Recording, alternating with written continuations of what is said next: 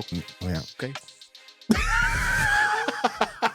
Where something Could have been worse. I mean, whatever. where something cute. Welcome to another installment Into the West Comics, new comic book day edition. Sonny is here with us with the guys. Hey. We got a lot of stuff to talk about and go over some new hot stuff. Comic books that you guys are talking about. New hot stuff. We got the hottest stuff here. Marcus is here. Brother Marcus is here. What it do? And we got the hottest of hot dogs. I did the voice and then he did the. Wow, that was great. That was awesome. We got the hot dog over here too as well. Hair's looking good. Wow, hunk. What a hunk. Guys, what do you got for stuff? What y'all talking about? All right. What's happening? Marcus, go ahead and kick us off. All right, I'll kick it off. So there was a mini series that was announced way back in December of 2021. That's how long the series was in play. Dang. They did the first issue and then it literally disappeared. And everyone was like, what's happening? It's not orderable. It's not on the Lunar distribution website or anything. So we all thought that DC may have canceled it. And lo and behold, not too long ago, they resolicited the first issue again for those who missed it. And the second issue just came out in February. And I am talking about my pick for today, Swamp Thing Green Hell miniseries, DC Black Label. It is written by Jeff Lemire and the art by Doug Mankey, who does a phenomenal job. Oh my goodness. Looks really good. It's really good. The art is incredible. Definitely bringing back the old horror vibes to Swamp Thing in this one. Nice. And basically the premise is humanity is all but gone at this point. We have one last final standing, like kind of island surrounded by water sort of thing, where the last, refugees, I guess you can say, for humankind are situated. Okay. And the green, the red, the Parliament of the Trees, they are like, okay, well, you know what? We've suffered enough under the human dominion of the environment. So let's just go ahead and wipe the slate clean and just go ahead and start all over. Wow. And so we got these pretty and like just this renegade demonic sort of elements of the green coming in and attacking the town. And they were able to they sustained heavy losses, but they were able to kind of sustain the first wave. And then lo and behold, at the end of the first issue, we have a fan favorite of DC lure come to help out, and that is John Constantine. Yeah, that's what I was going to ask. I was like, that's him, right? Yes. Oh my God. If you see in the art, he's a little older. Yes, he's older. He's aged. And basically, he kind of shows up, what up, mate? You know, that kind of thing. Mm-hmm. And the second issue, which came out 2 years later. Oh, wow. No, for real. Yeah, that's seriously. crazy. That's what, because we all thought it was canceled. Well, it's Jeff Lemire, right? It's Jeff Lemire. He's writing like 14 books. So, yeah, and they're all probably depressing usually too. Yeah, but he's a great he's a great writer. Writer. I love Black Hammer. But anyway, Black Hammer is incredible. Yeah. We'll have to talk about that 100%. definitely, because that's one that's actually just a new one just came out. Intrigued. Yeah, Black Hammer is it's amazing, phenomenal. It's one of the best comics I've ever read. Yeah, definitely a love letter to the DC universe. I like that. But anyway, so basically in issue 2, we basically find we see Alec Hammond, so Swamp Thing. He's in his own little realm, enjoying his family, his wife and his child in this realm, kind of out of the throes of the main universe, if you will. Mm-hmm. And he's summoned back in by John Constantine. He says, "Hey, we need you to come back and help us out with this." Yeah. Okay. And so now, not only is he pretty much summoning and pretty much blackmailing, if you will, to a certain degree, or forcing his hand, Alec Hammond's hand in helping him. But it's also running afoul with the Parliament of Trees, who the Parliament of Trees are like, what are you doing? We've already made a deal. You're supposed to stay out of this. You're supposed to be enjoying your family. Don't meddle in the affairs of the Parliament of the Trees. And he's like, well, I'm just trying to, I've been kind of forced into this by John Constantine, the trickster, he calls him. And so they pretty much say, well, yep, sorry, we're going to have to strip you of your power. So this last body that you're in right now, that is your final body. You will not be able to regenerate. So he goes in, helps out with the latest wave, and then pretty much we see it concluding with another wave imminent, but this time it's actually coming from more waterborne sort of elements of the red and so forth. Nice. So Interesting. it's really good. It pays a good. It pays homage to all the old horror elements that made the Swamp Thing by Alan Moore so great. Like Alan Moore's and stuff like that. Yeah, it's just great, and it's there, and it's fire. I'm glad it's back. Hopefully the third issue doesn't take another 2 years. And I would imagine that probably has something to do with Jeff Lemire, with why it took so long, because Jeff Lemire is like, he's like the Joaquin Phoenix of comic book writers. He doesn't do stuff very often, and when he does, it's like prestige. Yeah. Right. And it was just, it was just funny because we didn't hear anything. We didn't know what was going on. It just disappeared from the catalogs. And then it dropped. And it dropped. And we didn't know, I don't think Jeff even said anything about it, or nothing was posted in the interwebs, nothing. So it was kind of like, okay, well, I guess they canceled it. I would say for Jeff Lemire, if you're like, oh, I want to get into a character, or I'm interested in reading this character, any character that he has written, suggesting the run he had on that is good. Robin and Batman, great. Swamp Thing, great. He has Black Hammer, great. He does every comic he writes is really, he's one of the best comic book writers of all time. He's kind of like Chip Zdarsky. He gets it. Yeah. He gets it. He gets the characters. Whatever he's put in, whether he's doing something mainstream for DC or Marvel, or if he's doing something on his own, he gets character development and characters. I mean, amazing. Because he even did a Green Arrow run, which was supposed to be very good too. I haven't read it yet. I like all the DC Black Label stuff. It always Lemire's catches my eye. fantastic, yeah. I love it. It is. But that's you got a Blade Runner. What's going on? Oh! And then the next one. That's all your jam right there. So yeah, I'm a big Blade Runner fan. Yeah. And Me this too.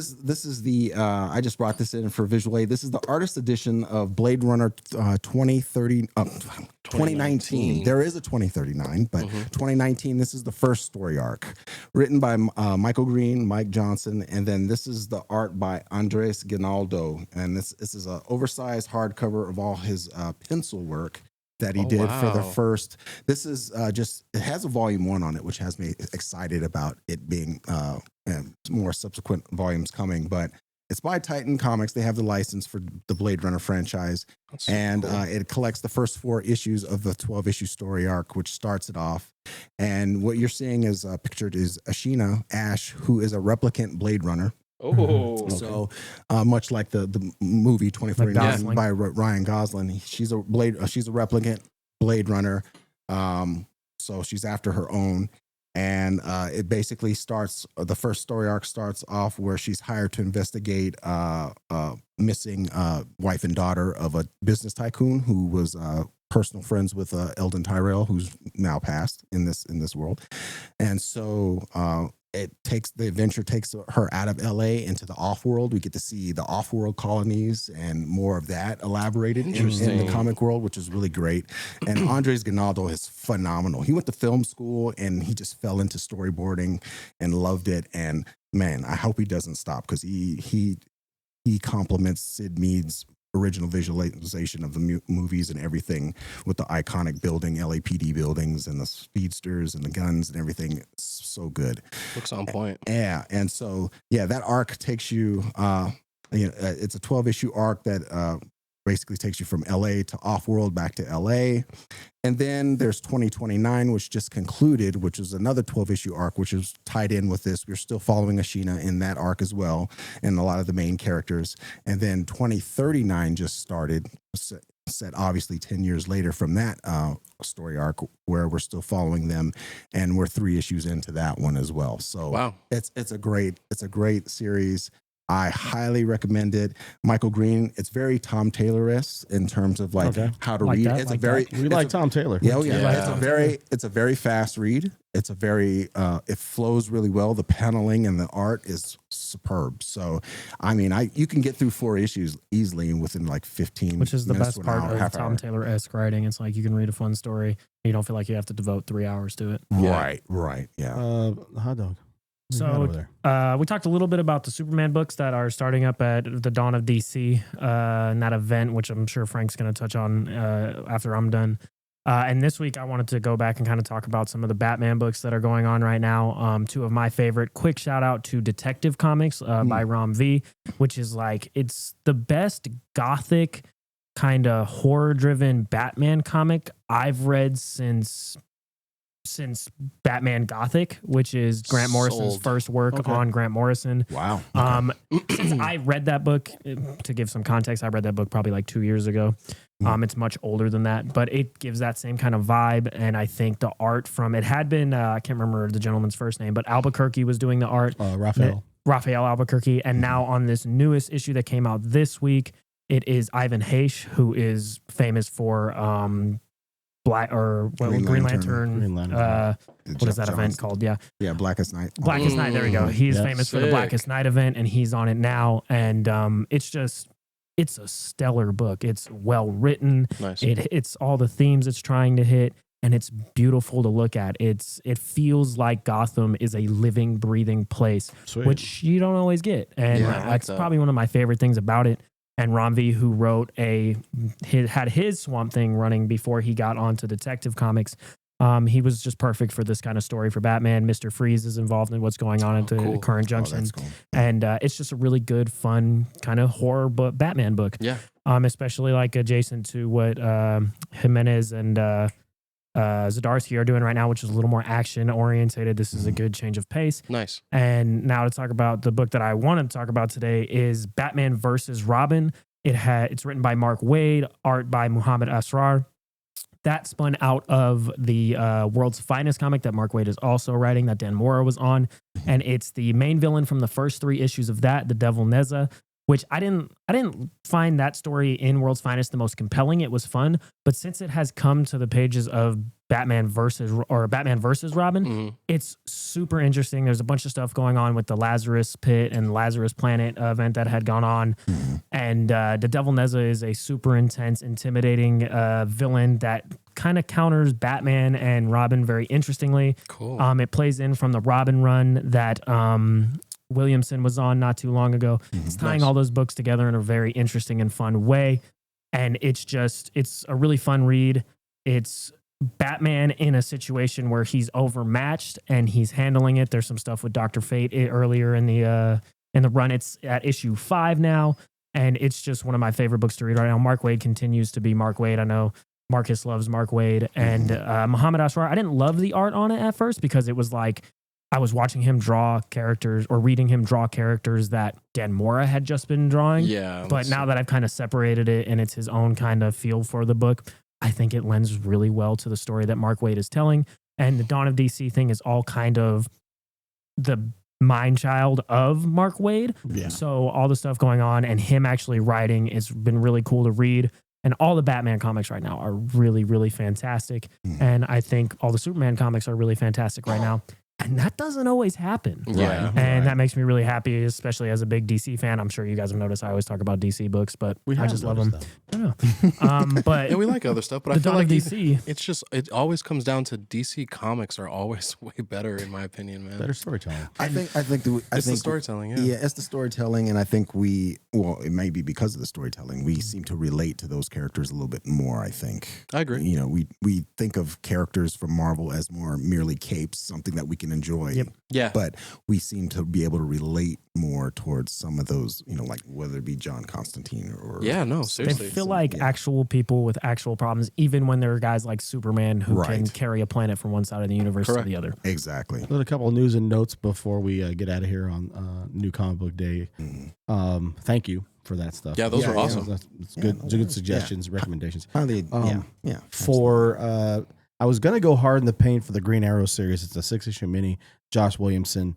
I'm interested in checking that out. But go hard then in the paint for it. I saw the soliciting for Titans. That's going to be coming out in May. Tom Taylor, Nicholas Scott. I might go a little hard the paint for those. I am going to go hard in the paint. I think Jim Lee is doing a variant cover. Nice. So nice. I'm excited I wish he for still that. did interiors. Tom Taylor on Titans, and then the same month we're going to get a Shazam series done by Mark Waid and Dan Mora. Mark Waid is the perfect person to write Shazam. I think Mark Waid is great for that, but if I've got to bring the stuff for you, but Chris Samney, you know my guy, Chris Samney, he's going to do a variant cover for all the Shazams. Oh wow! And that's gonna be awesome. He's doing a ratioed variant for it when it comes out, and I love Chris Samney on it. I've seen like Captain America, Daredevil, stuff like that he's done over the years.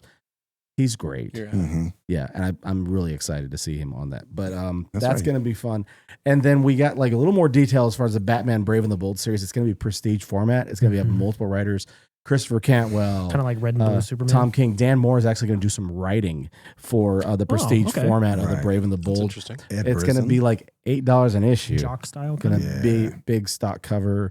So we'll see. I'm excited for it. Yeah, prestige format for those who don't know. This is prestige format. So basically, it's the equivalent of a magazine size comic. So this is a magazine size sleeve. Every issue is going to be like 64 pages. I love that format. Honestly. Oh wow, that's cool. I do too. It's kind of a pain for storage. You're going to have to like get those magazines. They do not fit in long boxes and stuff like that. Get the little magazine. I did like the milk crate things. Yes. Or I would turn a comic book box like sideways. Right. Thing, like Okay. Oh, there you go. I just have a bookshelf. I had to improvise because Marcus knows from when he was at the store. I would tell him, I was like, I don't like the large format things. Like, it bothers me. He goes, just turn the boxes around and figure it out, man. You're like, oh, all right. So we made it work. Treat it like Guys, vinyl. thank you for your information for the new comic book day. We're looking forward to a lot of this stuff with regards to Dawn of DC in the next couple of coming months. It's going to be fun. We have a lot of stuff to go over in the next coming months. And they said that, Titans are kind of replacing Justice League. Justice League may not be going away. We'll see. We'll talk to you guys soon. Have a great evening, everybody. We'll talk to you. Have a good one, All guys. right. Peace. Enjoy. Read comics. Read them.